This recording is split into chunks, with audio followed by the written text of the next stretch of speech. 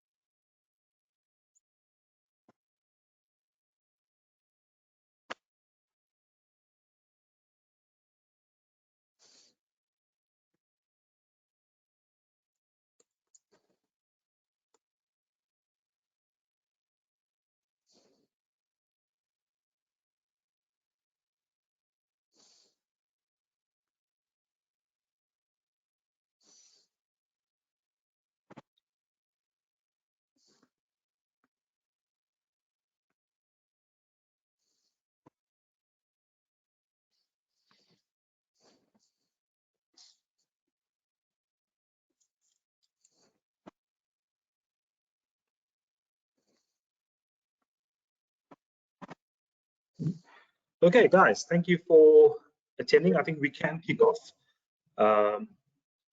So thank you for making the time to join us this morning on the webinar. I'm sure you're going to find it very informative and it's going to be a really nice session. So to kick off, I'm gonna start up with a video because they always explain things very nicely. So I'm gonna kick off very quickly with a fusion operation video.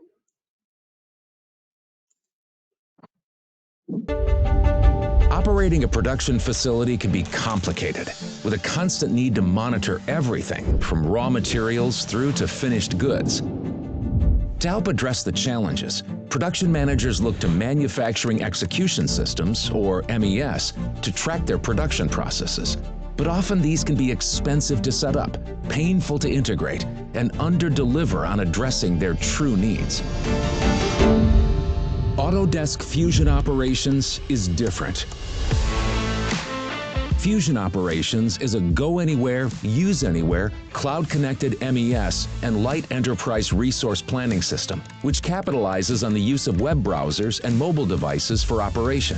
This minimizes the IT overhead needed to get you up and running sooner and gives you the flexibility to start managing your production data today and adapt to your business as it grows. Focus on what's important,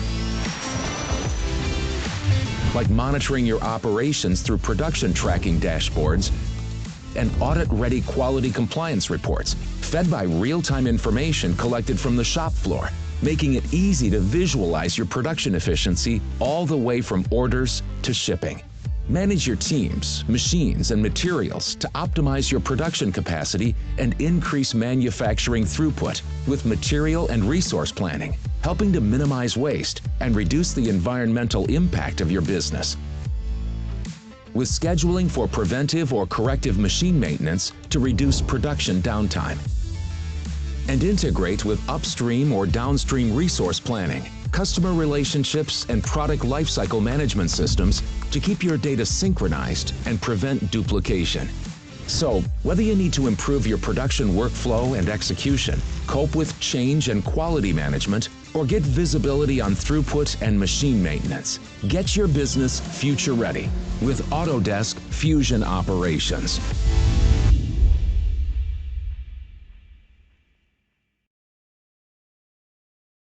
All right. So I'm sure that was quite insightful and it sets the stage for the rest of the presentation for today. So some of you may know that the product that we're talking about today used to be called ProdSmart. However, that's been changed to Fusion Operations. However, we'll go into that in more detail as we progress. So just to get started, we've got the agenda up. So a very quick welcome and introduction to the presenters online today. Then we'll jump into the 6 challenges to solve in manufacturing. And we go a little bit more deeper in this. So we showcase how fusion operations solutions help solve these challenges that we're going to discuss.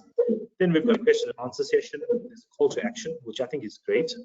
And then there's a close out. So without further ado, let me start. From a Baker Baines perspective, so welcome to the webinar again. So those of you that know us at Baker Baines know that we solve customer problems through digital transformation, helping them design and make a better world. And how do we do that? So we look at it very holistically, and our approach to this is very unique in a sense that we look at 3 main areas. One is consulting, education, software, and hardware. Now, from a consulting perspective, this looks at various aspects of business consulting, so business process assessment, web consulting, data management, CAD, CAM, as well as simulation. From an education perspective, we are very passionate about learning, so classroom, that includes both classroom as well as online from a blended learning approach, and that supports our initiatives with companies like Pinnacle Learning as well as our Autodesk Authorized Training Center. From a hardware and software perspective, we are Autodesk Gold partners, and we look at other solutions to fill in gaps where we may find a need in the market. For example, ClearEdge on scanning, as well as Leica for the scanning equipment, and products like Cool Orange for data management. We've got expertise in various industries, ranging from the building side of it, civil, energy, process plant, and of course, manufacturing. So just an introduction to the speakers for today. My name is Daniel Balaram. Most of you guys may know me online. So for the guys that don't, I've got quite a bit of experience within the Autodesk industry. I think it's about 12 or 13 years at the moment that I've been in the industry. My experience ranges from predominantly in the manufacturing and process plant sectors, and ranging all the way from initial purchases all the way to completed implementations. My qualifications are in mechanical engineering, as well as Autodesk data management and process plant, as well as manufacturing. Joining me today is my colleague Peter Watson, who is the product specialist for Fusion 360. And Peter is an accomplished speaker in many aspects from a training as well as from an inventing perspective. He has extensive experience within the CAD CAM industry, so a very seasoned professional in his field, as well as a certified Autodesk trainer. And today we are fortunate to have the team from Autodesk join us, and Jason Davies is one of the guys that will be joining us on the call today. Also very experienced within the MES solution as well as the Fusion platform solutions, with over 5 years of supporting enterprise customers in software asset management within the Autodesk environment. We've also got Jonathan Griffin that's joining us in here as well for the webinar today. And Jonathan is also quite a seasoned professional within the Autodesk industry, with over 10 years of experience within the design and manufacturing space. Jonathan has helped us out on many different customer events and many different customer integrations and interactions, whereby we've spoken to customers regarding MES solutions, and Jonathan has been a great asset to that. So thank you guys for joining me today on this call, and I hope we can share some insights onto everyone. Right, so taking us through the questions, right? If we look at it, these questions are not formulated by us, right? These come from discussions that we've had with our customers, as well as the Autodesk team, with the customers they have around the areas that they work in. So it's not just localized customers; it's customers that form the ecosystem of manufacturing globally. And we see that the problems and the challenges that the customers have, like yourself, are all very similar. And we've picked up 6 main from there, looking at them in more detail. Firstly, we have missed deadlines. So deadlines being missed can be really detrimental to any production, right? Efficiency going down, and the bottlenecks, and how do we safeguard against them? How do we identify where these bottlenecks are? Cost is the other thing, right? So cost going up beyond control. How does that impact our project or the product that we're producing? Waste and scrap. So that's also quite a challenge, right? So waste is something that, you know, some of us don't have a hold on, and how better do we make use of it, and how do we track the scalability of that, right? Also, tracking production is the other thing as well. So time consuming, where the efforts come into play, especially when you're getting audited, for example, right? And then, of course, raw material that runs out and sourcing of raw material, that becomes a challenge. And as we know in South Africa, sometimes raw material sourcing is a challenge, right? With all of the imports that happen, or it could be just a supply and demand issue that we face. So let's jump into it. The first one is missed deadlines. And this reminds me of a customer that I saw just the other day that had some challenges with missed deadlines. And what happened there was they had a project that they were busy working on. They had some challenges and they realized that they were delayed or behind schedule by a month or so. And this had detrimental effect on the overall delivery of that project. So the question here is, how does Fusion Operation help identify and address factors causing missed deadlines in production? And I'm sure we all experience this. And this could also include things like, how do we detect potential delays earlier on? And I'm going to ask the team from Autodesk to actually give us a bit more insight onto this. Thanks, Daniel, and hi everybody. Good morning. Pleasure to be here.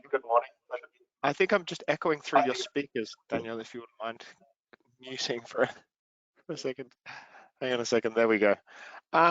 So when we talk about how we address missing deadlines, first we look at what a standard production process looks like, where the production or work orders comes in, the operators pick the materials, go through a series of operations, mark the order as complete, and then there's some kind of manual data entry process to record what they've achieved throughout the process. So, you know, in an ideal situation, this work order is going to flow through these processes perfectly, and it's going to reach the end of that production process at the estimated date that you've laid out at the start. But if we move to the next slide, what we find is that if you've got a paper tracking process, or if you've got a process that's not connected to other systems, there's some challenges that commonly show up with our customers. So the first thing is that the production order will be raised and it'll go to the shop floor, but it's not linked to your inventory management or what you've got in the warehouse. So that's the first thing. Is it in stock? If it's not, what we're finding with a lot of our customers is that the operator's going to the production manager or equivalent and letting them know on the day that the production order was due to start that those materials aren't in stock. Now, depending on what those materials are, that can be a lead time of a few hours, or it can be a lead time of several days and weeks, which can halt production. Then we've also got the situation where those production orders or works orders, they're not tracked and they're not recorded in the same place where you're getting live feedback from what's happening on the shop floor. So quite often, two work orders that require the same specific machine or skilled employee will arrive there at the same time, meaning one of them has to be prioritized over the other, causing a delay in the other. Perhaps your systems aren't linked with your maintenance schedule as well. So one of those orders, which is due to arrive at a machine, arrives there when it's under maintenance or it has some kind of downtime, which can cause further delays. Then you have other issues around worker status and capacity. Are the people sick, for example, when that work order is due to get there? Now, all of those things can happen in a standard course of production. And then if we move to the next slide and the final slide, one of the big issues here as well is if there is an issue where you don't deliver on the deadline that you gave to your customer, that you promised to your customer.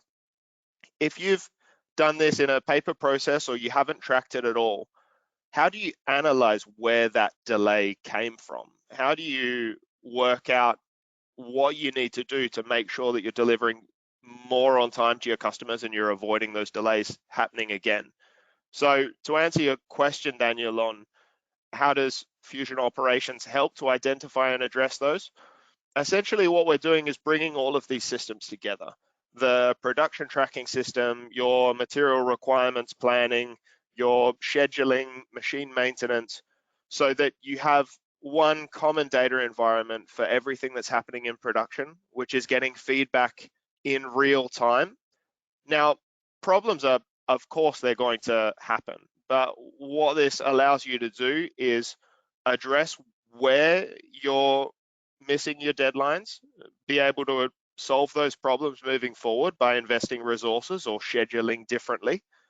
And then, of course, moving forward, you're in a much better position to be able to either deliver on time or to let your customers know that there's going to be a delay to improve their satisfaction if it's unavoidable. Thank you, Jason. I think that's a good point that you raised. And for me, I think if I take out a few things from the the common data environment for manufacturing is really important, because we do it for a drawing office, for example, using a data management tool. But what do we do for an operations perspective, and how do we do it from a workshop production perspective? So great points. Thank you for that. And I'm sure that the audience online would resonate with these challenges. And as you spoke about it, I saw some from my perspective, I could see areas where I know that it will solve problems. So thank you for that. So moving on, Peter, I think you've got a question for us on this one. Yeah, this is quite a popular one in South Africa. So in regions prone to unpredictable delays like load shedding, how can Fusion operations accurately forecast and assist in managing missed deadlines when there are interruptions across the process? Yeah, absolutely. Let's go to the next slide. I think I can take that one. You see, of course, you need to be able to react really flexibly when you have outages. You have to be able to react flexibly when work is delayed.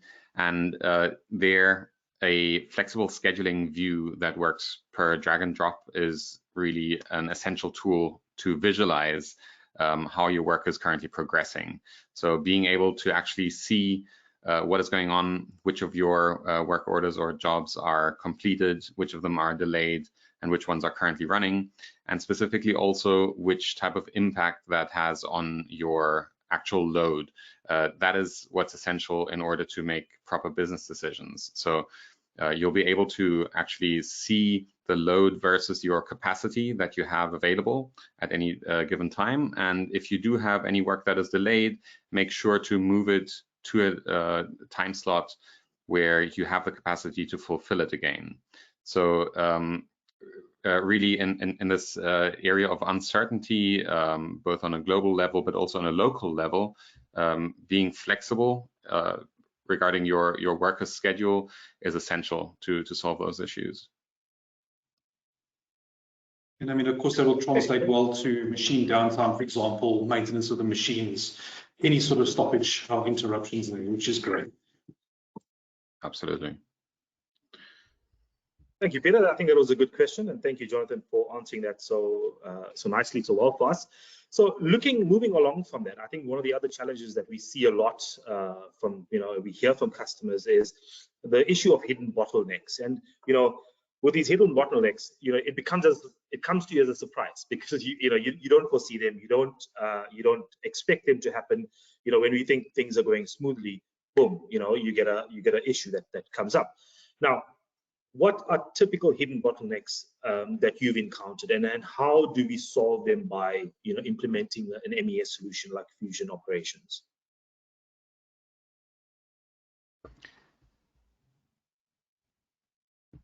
Jason, you're muted.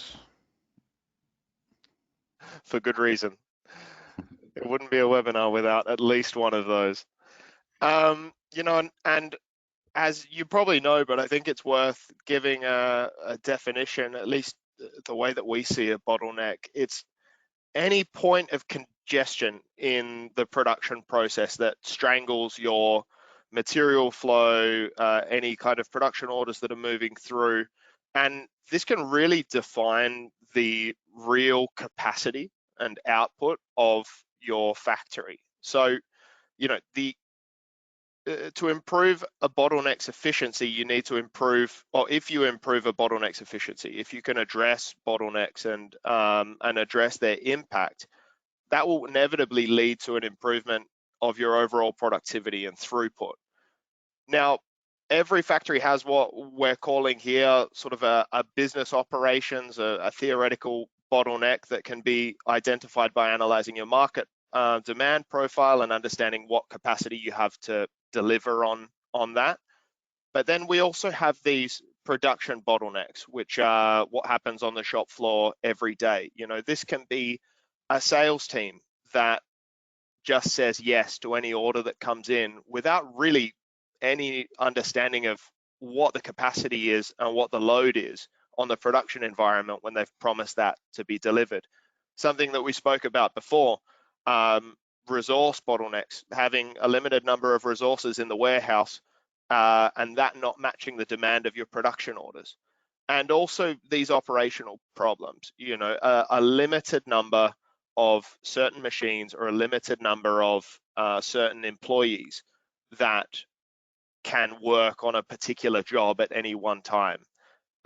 You know, and that can be addressed obviously by delaying certain orders, but that's limiting your overall manufacturing throughput. So what we're looking to do in this sense is to, again, give you a solution that captures all of that information with a schedule that shows you what your load is. It'll show you how many resources you have available, and based on all of the production orders or work orders that you've raised at any particular time, what your capacity is to fulfill that. You know, are you significantly below 100%, meaning that you don't have any bottlenecks at all?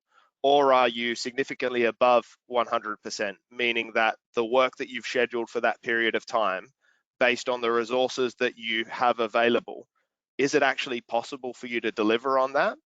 Or are you hitting bottlenecks? And if you are hitting bottlenecks, again, going back to what we spoke about on the first slide, over a period of time, do you have the capacity as a business to identify what those are and where they are time and time again, so that you know exactly where to invest your resources to get a really good return on investment by obviously immediately increasing your throughput by doing so. So that's what we're looking to achieve with Fusion Operations. So that's very interesting, Jason, because I think, you know, having the insight into where those bottlenecks could appear and how do we address them would help us in the overall productivity perspective. But also, you know, that predictive sort of insight, I think that is key. And I'm sure a lot of the listeners online would also agree that, you know, there's stuff that crept up on them that you know, it's unpredictable, and how do they deal with it? So thank you for that. So I think the next question we've got here, Peter, do you want to grab this one?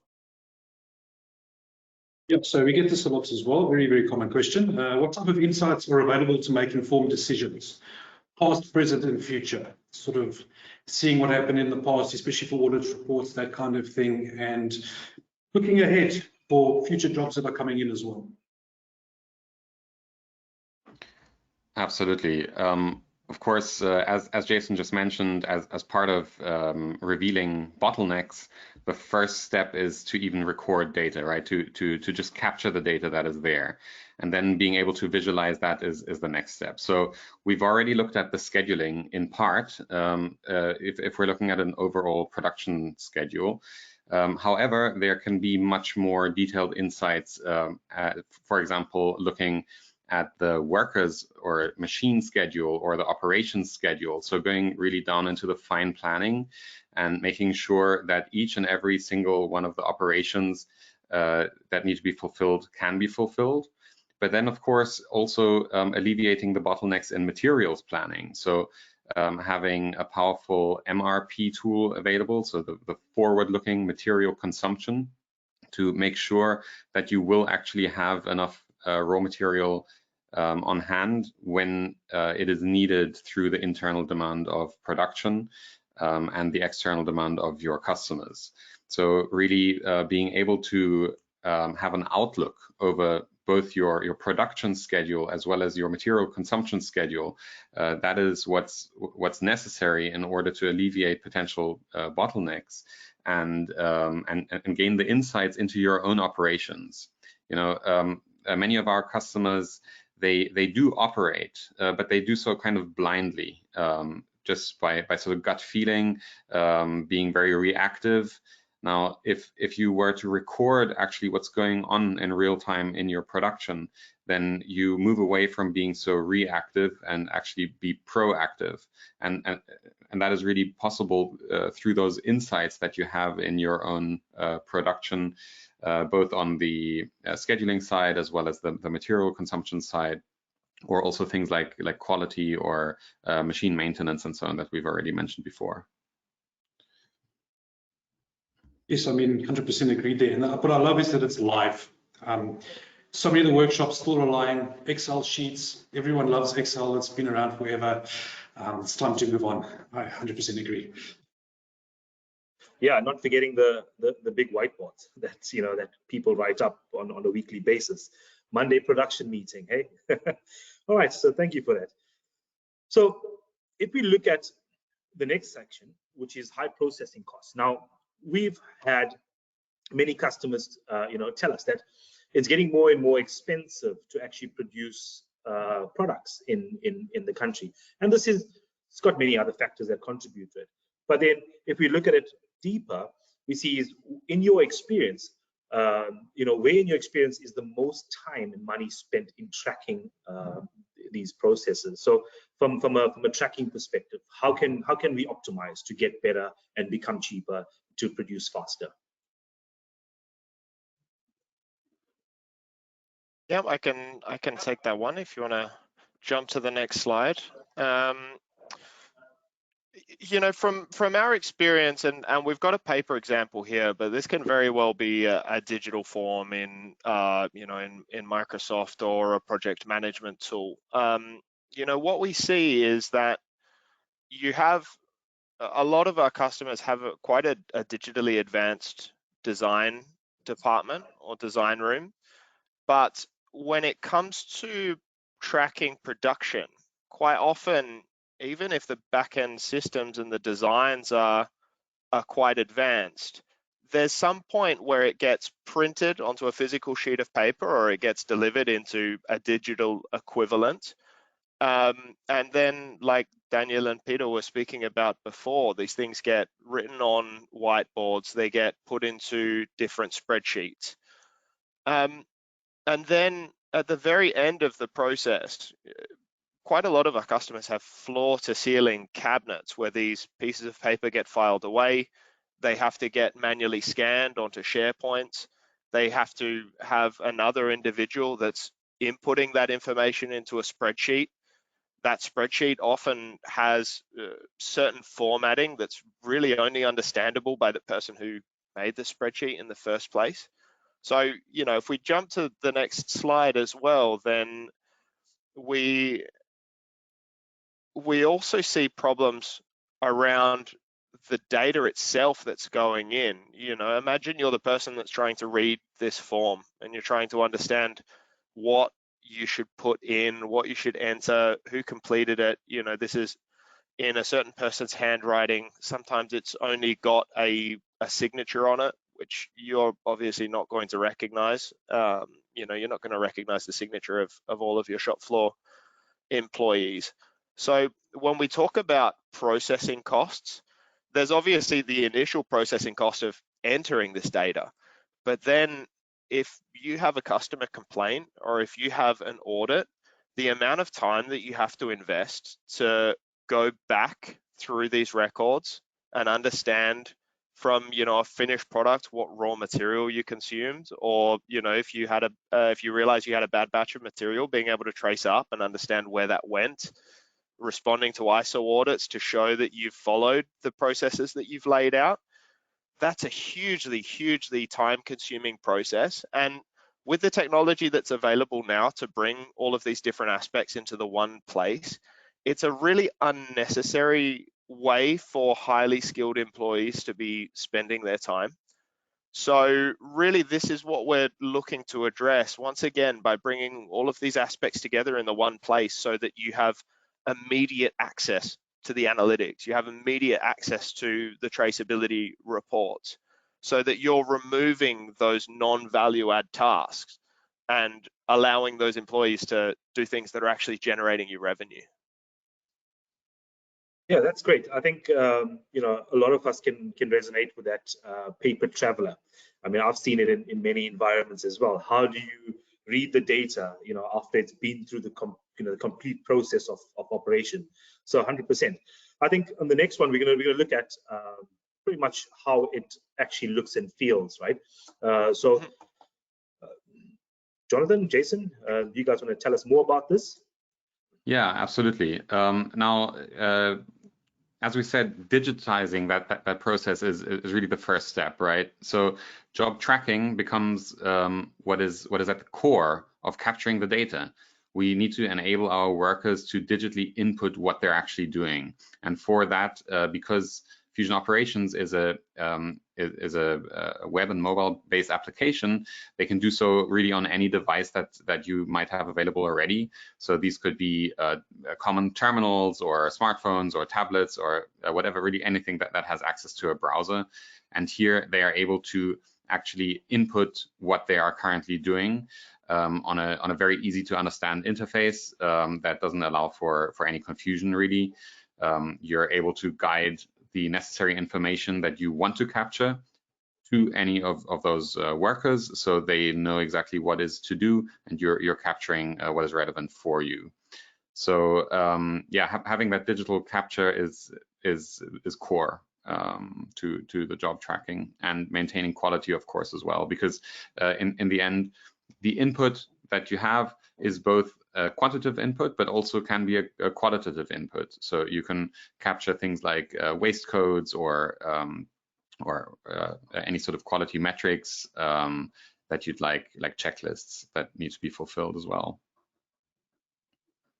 Okay, great. That's really informative, and actually you can see it on screen. It's not, you know, it's mobile, so it helps in many ways, you know, to quickly input data as you go along. So thank you for that. All right. So in your experience, how possible is it to track these processes in real time, and how does Fusion Operation aid in doing this? I mean, in terms of how possible it is, it's something that we've achieved with hundreds of customers now across the globe. So this is really a matter of taking the processes that you already have defined and digitalizing them, which is something that obviously Baker Baines is doing a great job of with customers in South Africa, and something that we're, as Autodesk, we're very lucky to have a strong technical and implementations team as well. So in terms of how possible it is, it's very possible if you have a defined process of job tracking. If you have even one of those paper travelers or job cards, that's something that would be possible within the third session with Baker Baines and Autodesk. Okay, thank you for that. So we do have some local customers as well that's adopted this, and I think, you know, if we have a chat to them, you'll see it is quite possible, and the changes that's been happening by digitizing the process. And I'm sure it's not just you know, the customers that we speak to. There's many customers out there that want to digitize it, and now we've got a tool that can actually help do that. So thank you for that. Next thing is increase scrap and waste. So we know that scrap and waste is a thing, right? Every manufacturing environment has it. It's something you can't avoid. But how do we determine, you know, how do we get the most out of this process? And I think, Peter, I think you've got a question relating to this, right? Yes, so it's what data can you collect to determine quality metrics, including scrap rates, very common in the CNC shops during receiving and processing, as well as permissible waste scrap weights. Yeah, so I can probably take this one. You know, we speak to a lot of customers who have sustainability objectives, who want to reduce their waste. And the first thing that we ask often is, well, what are your current scrap and waste rates? And what do you want it to be? And quite often they know what they want it to be, but they don't know what it is, and they don't know how to get there. So we start to ask these questions first to identify, well, right now, how much waste is being produced? But then to be able to bring that down, we need to touch on some other topics. Who's producing the waste? Which operators are producing more waste relative to others? Which process is producing the most waste? Which operation? Which machine is producing the most waste? If you look over the portfolio of products that you're creating, which one of those designs is the most difficult to manufacture? Which one of those designs is causing you the most scrap and waste? And when we start to look at these different aspects, we can start to better train our employees so that they're producing less waste. We can redefine processes or provide better documentation on challenging processes and give operators more time to complete the processes where we know that there's high waste. We can identify what machines need to be on a different maintenance schedule and subsequently schedule that within the Fusion operations system as well. And we can take information about certain products that are constantly producing waste, and we can go back to our design teams and say, hey guys, this relative to all of our other products, it's causing a ton of waste. What can we do with the design? What can we do with the work instructions to improve this? Does that answer your question, Peter? Yes, definitely. And especially where you're saying most guys currently, there's no way of measuring it, which is if you can't measure it, you can't measure it. You can't manage it. Sorry. Yeah, and I think as well, we can give an example here. Perhaps we can move to the next slide and just talk through what the steps are to tracking these different waste codes. And like I mentioned before, this part of capturing the data initially, that's the core of it, and giving your workers also the context really of their own work is what provides so much value, not only to the managers but also to the workers on the shop floor, because they need the method to be able to actually track what's going wrong, right? If they're experiencing something that is going wrong in production, you want them to be able to record that and have the means to push that information back to management so they can improve on those processes. And as we mentioned, those quality metrics can appear at any stage. It can be part of a product, it can be part of an operation, it can be part of a machine. You really give your workers the capability to capture any of that data at any given point in time, so it is relevant to the production order and production process that is currently ongoing. So we can see on screen here, for example, that checklists are being fulfilled or waste amounts are being tracked. This is really also up to the customer, what is important to them and what they would like to capture. Fusion Operations is extremely flexible in that way that it can be configured to any of the needs that are necessary and capture any of the waste codes or checklist data that is relevant, and then visualize it. Again, having the possibility to create those reports, create quality analytics, so you can make database decisions and not decisions based on your guesstimate of what might have gone wrong maybe in the past week of production. So yeah, very, very, very interesting, and it's nice to see it in the video that it's quite easy as well to use. It doesn't look like some complex system that you've got to go and look for and how to do it. It's fairly easy from your mobile. Add the information in, and boom, you're off. So thank you for that. Great question, Peter. So moving on, traceability. I think traceability ties into this quite nicely, right? And in your experience, again, where is the most time and money spent in the traceability side of it, in tracking different processes? Yeah, I mean, it very much depends on the company. So if we move to the next slide, we can probably show you that when we look at most of the manufacturing customers that we have, we see them operating in these functional silos, and each of these departments have Word documents, PDF documents, SharePoint, OneDrive, sending files via WeTransfer or sharing them in Teams folders, generally sending paper documents back and forth all of the time. And if we just zoom in on one of those functional silos, which is manufacturing, it really depends on how you capture the data as to how difficult it's going to be to trace back, right? So if you have, even just within your manufacturing department, one person that's managing inventory, one person that's managing production, one person that's managing machine maintenance, one person that's managing shipping, and all of those people are working in different systems, manually collecting the data, manually importing that data. The difficulty to trace or to drill down from a finished product or to drill up from a raw material becomes more and more difficult and more time consuming. So I think if we just jump forward one, again, we touched on this before in terms of our paper traveler and our paper tracker. This is really the core of most traceability issues that we see within our customers' environments. You have this paper tracker, it's filled out in this particular way, it's filed away into floor-to-ceiling cabinets, or it's scanned and captured on a SharePoint.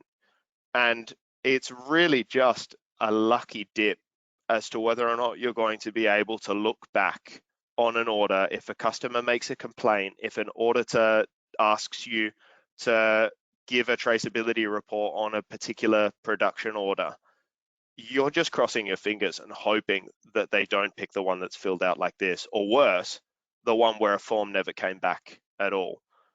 So this is the big cost of traceability.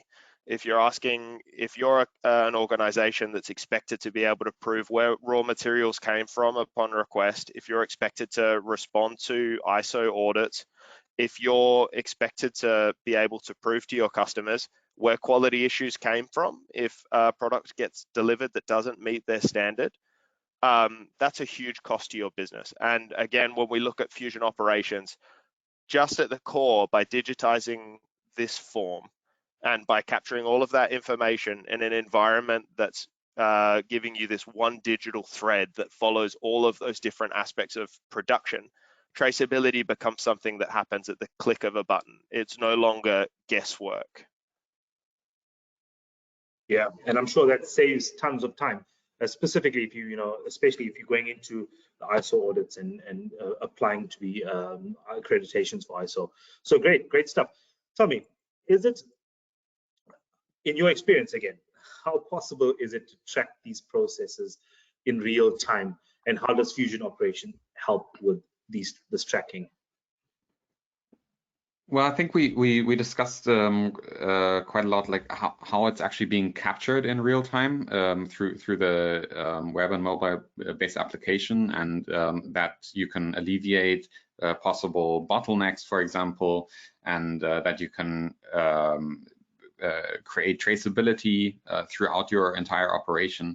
Now, if we move to the next slide, I think what becomes evident is that we'll have to also be able to show that data. We've talked a little bit about some dashboards, etc., but the analytics and the reporting functionality inside of Fusion operations is really what makes it so powerful, because at the click of just a couple of buttons, you can generate any type of report on any of the data that you have recorded. So you can really dive deep down into why things have been going wrong. Have there been downtimes that were recorded during your production? Which worker is performing exceptionally well? In which operation do you perceive the most quality issues? All of this information that you capture would be useless without being able to visualize it and actually report on it. So being able to really choose which data you want to see, in which way you want to see it, generate reports so you can report up as well, up to upper management, for example, and help guide business decisions. That's the only way to do it. Otherwise, anything else is really just guessing. What I really appreciate a lot, and really most of our customers do as well, is that in many legacy solutions that you see out there on the market for production planning and ERP, etc., this section of analytics and reporting tends to be exceptionally tedious to set up. To actually be able to visualize that data, you almost need like a master's degree in data science or something. And here in Fusion Operations, it's dead simple. You really just click on what you'd like to see in terms of data, whether that's a quality report or whether that's a traceability report or a stock level, stock valuation report, whatever you want. You just click on it, select the time frame that you want. You can filter it down to which workers you're interested in, which sections, machines, etc., and then gain the insight into your operations that you need.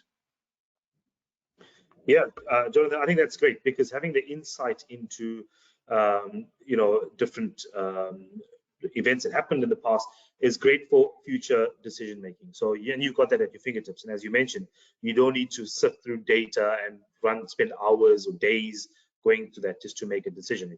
It's on your click of the mouse, basically. That's okay, right. Thank you. Yeah, I think the next one is raw material sourcing. So this, and I'm sure Peter has a lot to say or questions on this, but just to give you some insight is, this has been a challenge specifically in South Africa, with material shortages. Sometimes the imports of materials are a challenge. Material pricing goes up. So, how do we solve this problem? And Peter, I think you had a nice question on. Yes, and again, it's a common question with clients in South Africa as well, is how does Fusion Ops ensure raw material availability to guarantee continuous production? And again, it's foresight.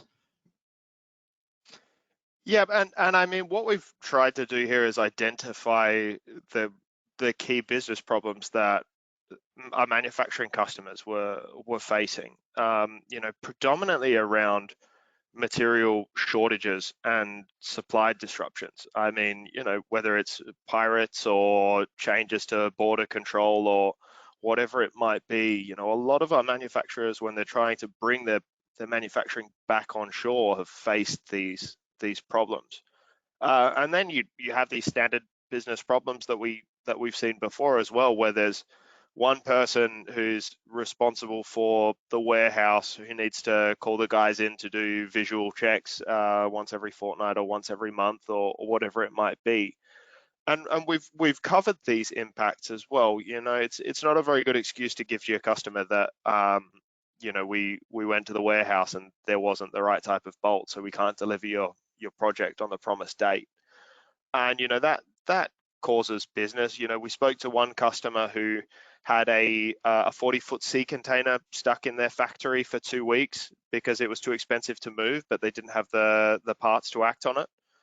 And on top of that, having the visibility of your raw materials and where they came from is becoming hugely important in certain industries. You need to be able to trace exactly where they are, and if you can't, then that can lead to some pretty serious fines too.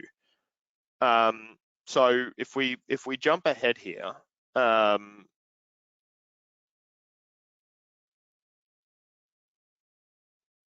if we jump to the next slide, perhaps, then we can dig into exactly how it is that this is achieved. If you want to go through this, Jonathan.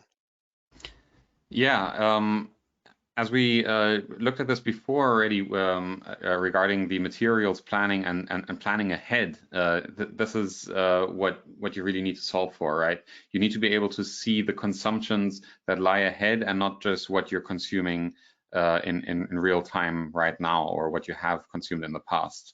So on our scheduling side, we can see when material is being consumed, and the material requirements is that planning ahead of the consumption. So being able to visualize that on a daily, weekly, monthly basis, depending on the time frame that's important to you, and then seeing what inventory do you have on hand right now, what is being produced or being shipped and received, and then what is being consumed. That essentially equates what your inventory is going to be like in the future. So once you know that, you'll be able to make those purchase orders for example, necessary bolts to move a 40-foot sea container out of the way, and be ready for your production, you know. Yeah, I think that's great, because you know, we can see how that solves these challenges. And Peter, I think you know, going back to the question that you had before this was you know, how planning ahead, you know, how do we solve this? And we've just seen Jonathan explain how easy it is. It's again at your fingertips. It's in one location, and you know, you can solve these problems quite easily. Okay, so moving on from that. That brings us to pretty much the end of the discussion around it.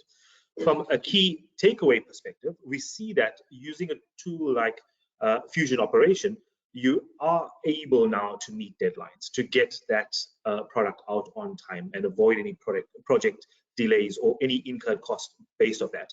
Identifying bottlenecks, I think that was a thing, because they kind of, you know, come up as a surprise most of the time, and you don't foresee them when you're project planning. So having that insight into identifying that and resolving that before it gets there is very, very critical. Of course, again, processing costs, if you can reduce cost, as Jonathan mentioned earlier on, as well as Jason, is if you can reduce the cost on it, perhaps, you know, you can be more competitive, you know, with the products that you market and sell. Reducing waste and scrap and optimizing that is also key in a country or in a time that we live in, where material costs are extremely expensive. By optimizing our wastage, it makes it more efficient from a long-term manufacturing perspective. But then, of course, also having that insight and visibility is key as well. So how do we produce? How can we get the best out of the workshop? How can we get the best and get the best production out of what we have with the staff that we have? And then, of course, we just spoken about the material, raw material sourcings and optimizing that. How do we get the optimal from what we need to resource? How do we plan ahead for it? And how do we ensure that when we kick off the project, we've got what we need at our fingertips? So thank you so much, guys. That has been really insightful, and I'm sure, you know, the listeners online would resonate, that these messages resonate with them, and they'll agree with all of these points of how best to optimize it. While we're talking about the audience online, we're going to launch a poll just to get some insight, because I think it's just been one-way traffic with us talking. So let's get some insight from the people online. So my colleague Amanda is gonna launch the poll from her end. So we'll give it a second or so. All right, I see the poll's up. I'll give it a minute, and then we can close the poll out. It's only one question today, so we're not being we've been quite easy on you.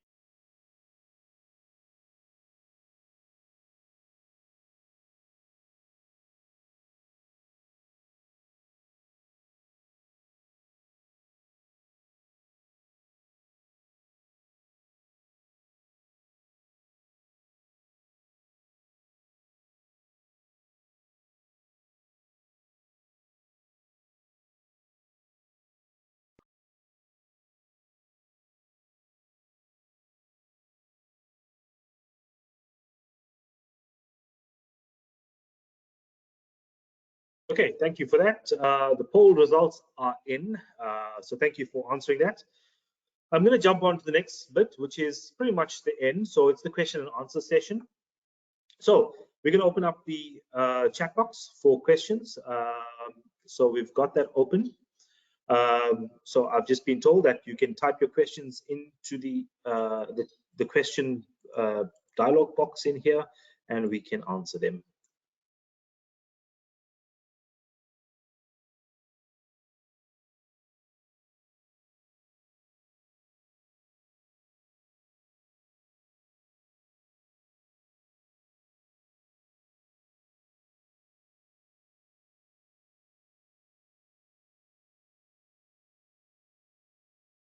Okay, so I see there is a question come in.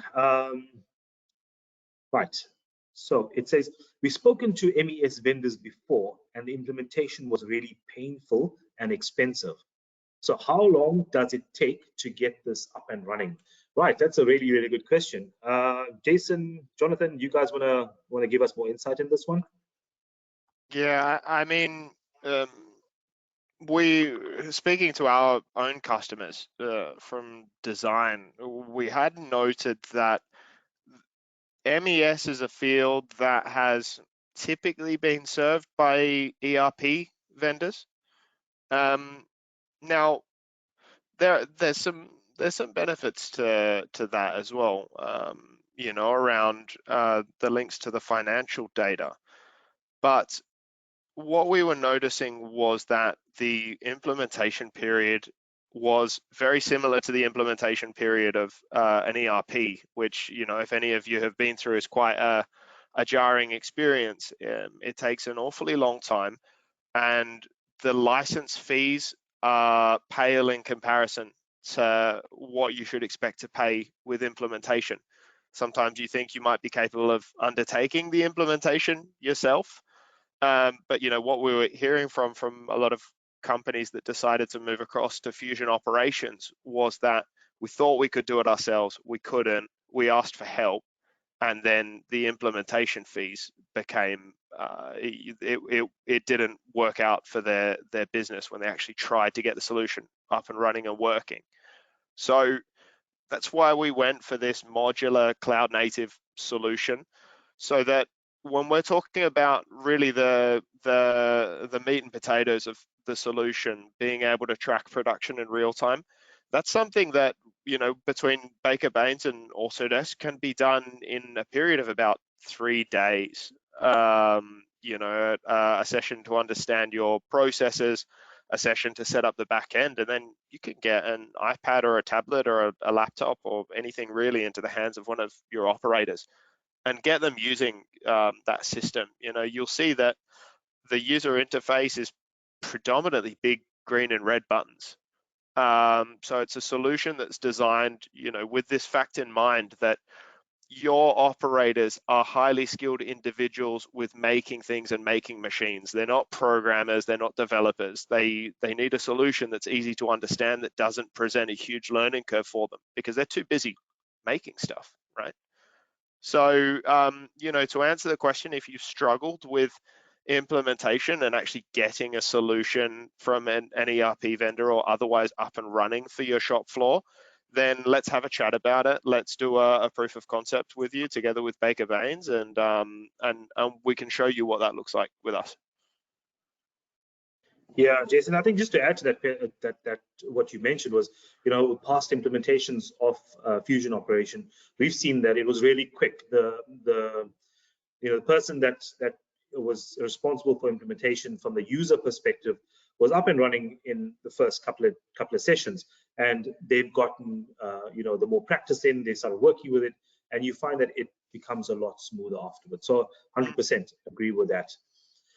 Yeah, we've got another one here, which I think is also quite interesting while we're on the MRP topic. So this question reads, can this replace an MRP or PLM system? And how easy/difficult is it to integrate with existing ERP systems? So I think that's. Yeah. So as to an MRP system, yes, because Fusion Operations does contain an entire MRP. It depends, of course, always how different systems need to be integrated, and for that, you as a valued partner are the ones who can perform these integrations gracefully. So there's a good handoff between different systems. Standalone MRP systems, I would say, are relatively rare, but sometimes they can be part of ERP systems as well, because the inventory might be managed at a higher level of hierarchy in the ERP, and then there needs to be a handoff between inventory of ERP to the MES. And yes, there's loads of 3-letter acronyms in this world. In regards to the PLM, no, a production planning system is not necessarily a PLM system, because PLM is really the life cycle of the engineering side. So it is a valid point, though, because of course, as you're engineering your products, you at some point are going to approve them for production, and you would like that handoff from essentially the data that gets created and that gets approved to an MES system. So that sort of an integration is definitely something that Autodesk is pursuing with the Fusion industry platform, which is why also one of the reasons why this system has been rebranded to Fusion Operations, because it is part of the Fusion ecosystem. But this is definitely a question that is fantastic for you at Baker Baines to tackle with each customer individually as they come with their requirements of integrating different systems with each other and generating the value that they expect from systems talking to each other. That's where you are really the best help. Yeah, thank you for that, Jonathan. So, you know, from past experience as well, connecting different applications to each other gives the end benefit to the customer of having a connected environment. And with regards to connecting of ERP systems and stuff, we have done that in the past. We've got some experience with it. It just depends on which ERP system we're working with, and of course it gets adjusted along. So if you want to have a discussion more on that, please feel free to reach out. We're happy to set up some time and go over these questions and look at your system requirements as well. Let's have a look. Do we have any more online? See another one that's just come in. So it states here, tell me, what is the size of organization required to be able to do an implementation of Fusion Operations? So guys, what sort of size are we looking at? Sorry, could you just repeat that part of the question again? What size of the organization as a requirement to implement would you need to implement Fusion Operations? So we have a named user model for Fusion Operations. So essentially, if you have one manager, one production manager or somebody that's managing that side of things, and at least one operator, that would be the minimum size that you would require. We've worked with customers probably with a smaller shop floor as 4 or 5 people, and we've worked with customers that have hundreds of shop floor employees across their factories. So really it more depends on the challenges that you're facing in production, on what you're looking to address, as opposed to the size of the organization that you're looking at. If you have people working on things on the shop floor, then we could set that up for you. Okay, thank you for that, Jason. Let's hold on. I think there's a couple of more questions, or not really. Let's have a look. Amanda, do you see anything on your side?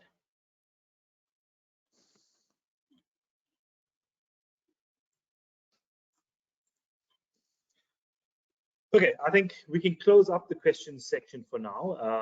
There hasn't been much coming in following those questions. However, you have our details. You can connect with us and engage with us if you've got.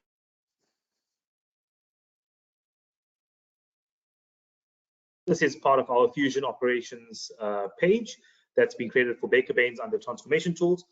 In here, you can access the link either via the link or the QR code on screen. Which takes you to the Fusion Operations page where we can ask more questions on and get more insights into that. I like to highlight here on the right hand side, you would see of the page a little red block, and that also allows you to connect with us. So if you've got questions or you want to request, a consultation, please click on that little block there. It'll take you through a web page that will allow you to fill in some details so you can actually set up a meeting with us, and we'll be happy to engage with you regarding any questions that you may have. So I'll leave that up for a couple of seconds before we move on.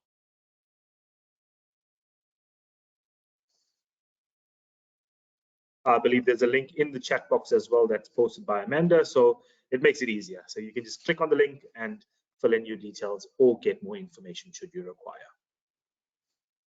Okay, so moving on to the end of it. So the final resource that we have here is the free ebook resource that we're offering to you. So it's a really, really nice ebook on from design to manufacturing, so 2D to 3D design.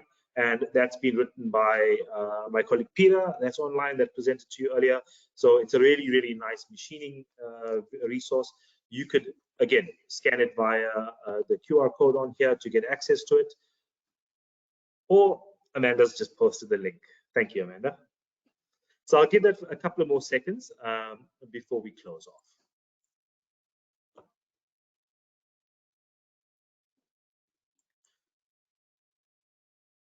Alrighty, thank you very much, everyone, for attending the session today. I'm sure you found it to be valuable and insightful. If you have any questions following the session, or things come up, or maybe you've thought about ways that you can improve your environment, getting production out, predicting any bottlenecks, optimizing your material sourcing, anything of that sort, give us a shout. Our details are on here. You'd also get an email response after the webinar as well for attendance, and you can also reply to that and get in contact with us. So we'll be happy to help you out and go through any questions that you need. So once again, thank you to Jason and Jonathan for joining us on this and making your morning available to us. We really appreciate it. And thank you to all of you that have attended as well. Thank you very much and have a great day further. Thank you. Bye. Thanks for having us. Bye. Cheers, Vince. Cheers, guys.